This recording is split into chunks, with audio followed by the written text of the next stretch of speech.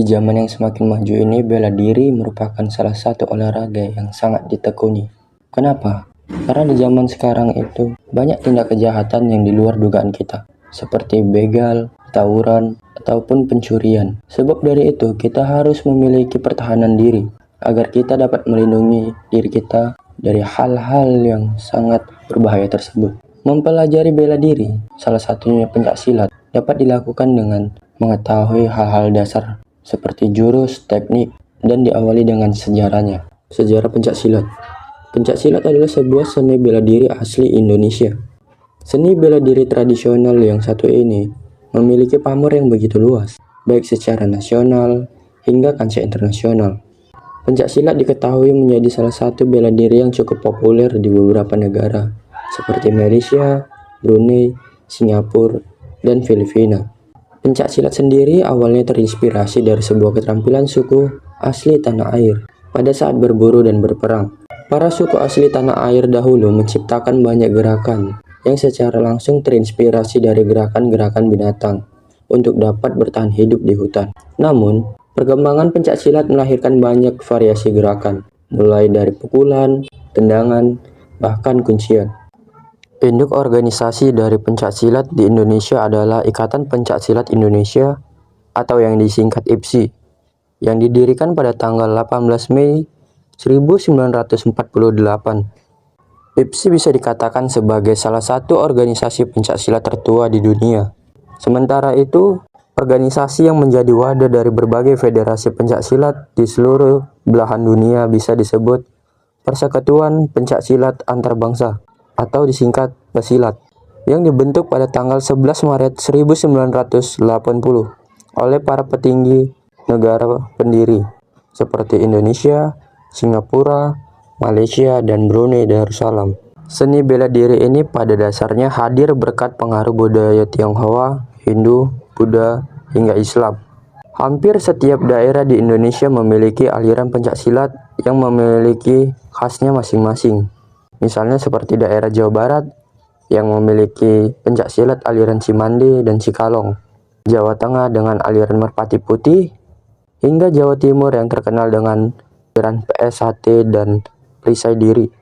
Pencaksilat selalu menjadi cabang olahraga yang dilombakan dalam ajang 4 tahun nasional di Indonesia, atau PON, yakni Pekan Olahraga Nasional. Tidak hanya itu, sejak tahun 1987 pencaksilat juga hampir selalu dinobatkan dalam ajang Pesta Olahraga Asia Tenggara yang disebut sebagai SEA Games. Sementara itu, di luar Indonesia sendiri masih ada banyak penggemar pencaksilat dari berbagai negara seperti Australia, Belanda, Jerman, dan Amerika Serikat.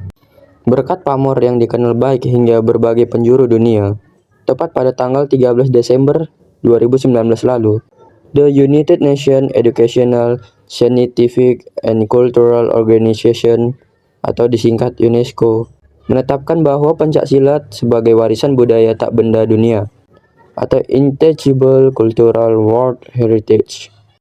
Setelah berhasil mendapatkan pengakuan dari dunia internasional sebagai warisan budaya tak benda dunia, sekarang ini pencaksilat memiliki peluang yang sangat cukup besar untuk selalu dipertandingkan dalam ajang olahraga internasional seperti Olimpiade. Namun, bagaimana sebenarnya awal mula atau sejarah pencaksilat itu? Jadi, aku akan membahas awal dari sejarah pencaksilat. Para ahli sejarah pencaksilat Indonesia memperkirakan bahwa bela diri ini sudah ada sejak abad ke-7 Masehi.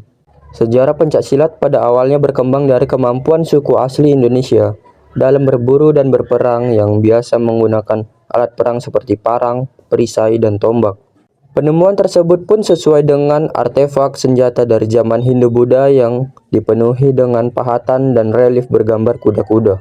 Sebagai gerakan dasar pencaksilat yang juga terdapat di Candi Borobudur dan Candi Prambanan. Kemudian pada abad ke-14, pencaksilat mulai menyebar ke seluruh Nusantara.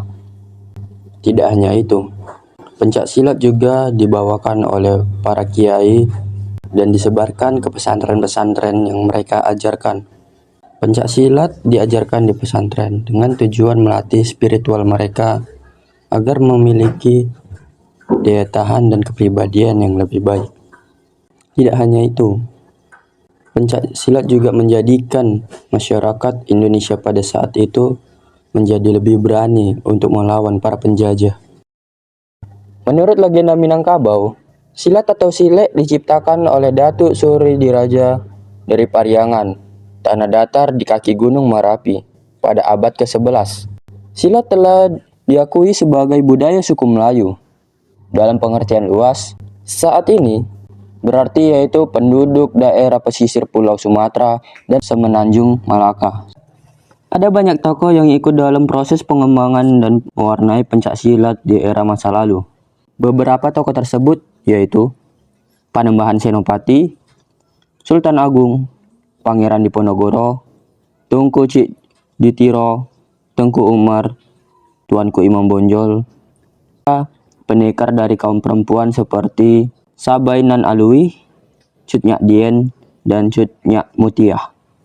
Saat ini pencak silat telah diakui sebagai budaya suku Melayu dalam pengertian yang luas, yaitu penduduk daerah Pulau Sumatera dan Semenanjung Malaka, serta memiliki berbagai kelompok etnis, yang mana menggunakan lingua franca bahasa Melayu di berbagai daerah di Jawa, Bali, Kalimantan, Sulawesi, dan pulau-pulau lainnya yang juga mengembangkan bela diri ini.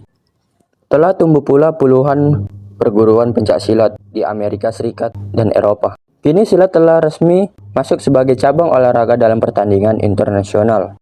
Pencak silat telah berkembang pesat selama abad ke-20 dan telah menjadi olahraga kompetisi di bawah penguasaan dan peraturan pencak silat atau Persekutuan Pencak Silat Antar Bangsa, The International Pencak Silat Federation. Pencak silat sedang dipromosikan oleh pesilat di beberapa negara di seluruh benua, dengan tujuan membuat pencak silat menjadi olahraga olimpiade. Pesilat mempromosikan pencak silat sebagai kompetisi olahraga internasional. Hanya anggota yang diakui pesilat yang diizinkan berpartisipasi pada kompetisi internasional.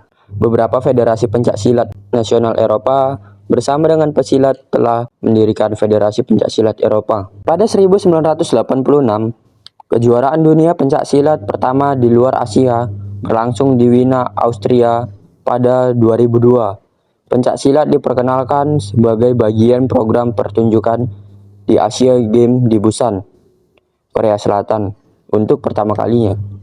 Pencak silat juga menjadi cabang yang dipertandingkan pada Asian Games 2018 di Jakarta, Palembang. Kejuaraan dunia terakhir digelar di Penang, Malaysia pada Desember 2002. Selain upaya pesilat yang membuat pencak silat sebagai pertandingan olahraga, masih ada banyak aliran-aliran tua tradisional yang mengembangkan pencak silat dengan nama silek atau silat di berbagai belahan dunia. Diperkirakan ada ratusan aliran atau gaya dan ribuan perguruan.